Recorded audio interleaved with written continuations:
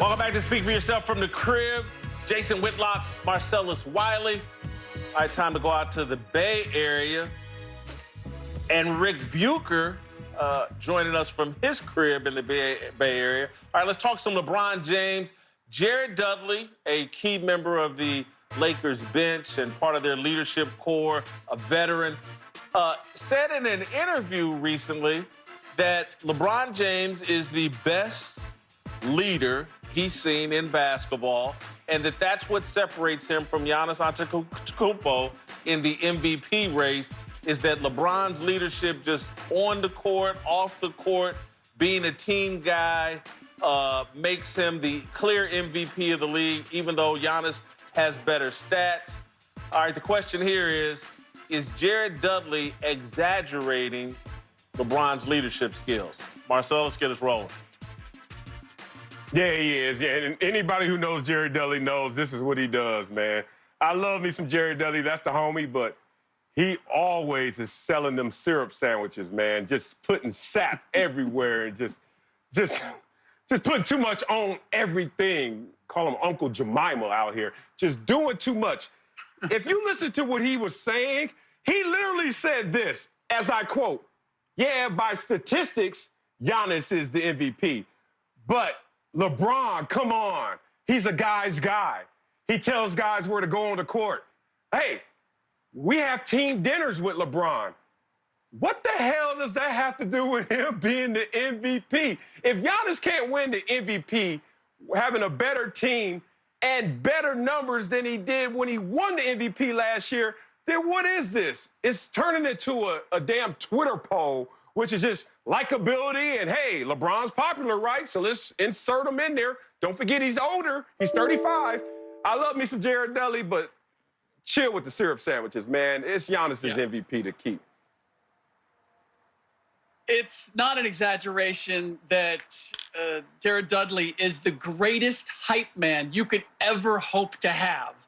But it is an exaggeration that LeBron James is the best leader in basketball. I understand what he's doing. He's trying to give LeBron an edge to win MVP. But let's look at some other leaders in the NBA. Not at Giannis, but Steph Curry, LeBron James. And this is what I hate. I don't want to bag on LeBron James' leadership. But if you're going to tell me he's the best leader in basketball and you're going to forget Steph Curry, then I have to. And the reality is, what did Steph Curry do when he broke his hand this year? He busted his ass to get back and play on a last-place team. When he wasn't practicing, he was on the bench at every game cheering these guys on that he probably is not going to see on next year's team. What did LeBron do when he was injured? He was walking into the arena drinking wine, and the second that he thought there was nothing to play for, he shut it down for the rest of the season. I mean, I rest my case. If we're going to talk about leadership on and off the court, what Steph does on and off the court without trying to draw attention to himself, it's not close. And I hate saying that because LeBron does so many good things on and off the court. But come on, we're going to compare leaders. Steph Curry is a runaway in this category. Rick, you make a hell of a point. I'm going to defend Jared Dudley. Jared Dudley can only evaluate what he's seen. He was here this year, and LeBron James has been tremendous as a leader this year.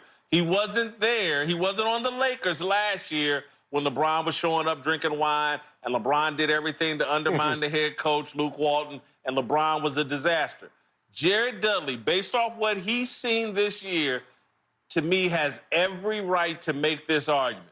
We have every right to disagree. We can judge LeBron's entire body of work, and there are years where LeBron is the best leader, and there are years, I think, where he's a horrible leader and perhaps one of the worst. Marcellus, I'll disagree with you. I think these intangibles that Jared Dudley points out are worthy intangibles that slide the MVP trophy to LeBron James. This year, this season, LeBron has been incredible on the court and even better as a teammate and a leader, and I think that gives him some added value in his MVP campaign over Giannis. Whitlock, I ain't gonna let you get away with that. Nah, man, we partners in doing this. if I came out here, stumbled through things, didn't do things efficiently, perfectly, whatever, but I made it up because we had a team dinner at my house. I made it up because, you know what, guys? I'm buying everybody the better gifts. Like, leadership, that's not intangibles. That's just a guy who's like a good dude. There are great dudes on every team, and they're not MVP candidates because, hey, you know what? He's a guy's guy. Like, that's like when people walk up to me, and I hear it all the time, when they talk to a celebrity or an athlete, 5 minutes into the conversation, they say, oh, my God, you're so down to earth. What the hell are you thinking? Like, he's a guy's guy. You walked in there with this reference of LeBron James, like he's going to come from the clouds. LeBron James ties his shoes up like everybody else. So to give him credit for just being a guy, a teammate, to me shouldn't come into the conversation of Marcellus, being an MVP. We got to go. Marcellus, the man is averaging 25 points a game, leading the league in assists. He's averaging 8-9 rebounds a game, bunch of triple-doubles. His team is leading the West. And it's Anthony not Davis like got better numbers on his own team. Intangibles. Well, no, better numbers, but he ain't the better player. LeBron has been. Listen, look, I love to criticize LeBron, but he's had an incredible season. He's been an incredible leader this year. Hollywood James has worked this season. All right, we got to go. Sorry, Rick, we couldn't let you get more in, but we got to get to Uncle Jimmy and our approval rating for Drew Brees. All right, welcome back to Speak for Yourself from the crib. Jason Whitlock, Marcellus Wiley. Time to go out to Uncle Jimmy's crib and bring him in. Uncle Jimmy. All right, we don't have a lot of time. Who's your big dummy of the day? Big dummy of the day goes to the person that said that, you know what it's like to have a body like Cam Newton's? No, you don't know what it's like to have a body like Cam Newton's, and I wish the hell you stop trying to act like you do. Hey, man, look. Say it. Stop it. Look, man. All right, let's move on to Drew Brees. Do you have a take on Drew Brees? He didn't make the all-decade team. I blame the NFC Championship loss a couple of years ago.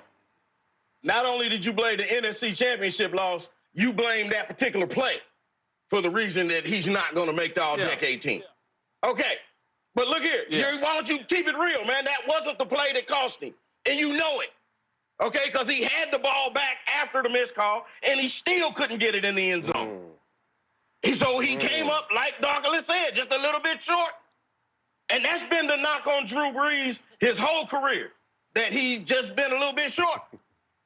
And, nephew, I know that's something you know something about. Word on the street is that you ain't never lived up to your measurables. Okay? Now, let's just be honest. Okay? Hey, man, you know better than anybody on this set what it's like to come up short when it matters most. Hey, word is that you can't perform well up under the bright lights, okay? Turn up the lights, baby. Extra bright up. Uncle Jimmy, we've heard enough. I got to go to my approval rating for Drew Brees. He stays at a GOAT status. Yeah. But since the last time we saw him, we did this in, like, December. His performance in the playoffs wasn't that good. Still a GOAT, 87. Still a GOAT, 26 for character. He gave $5 million, and he said his wife's name when he gave it. You ain't heard that with nobody else.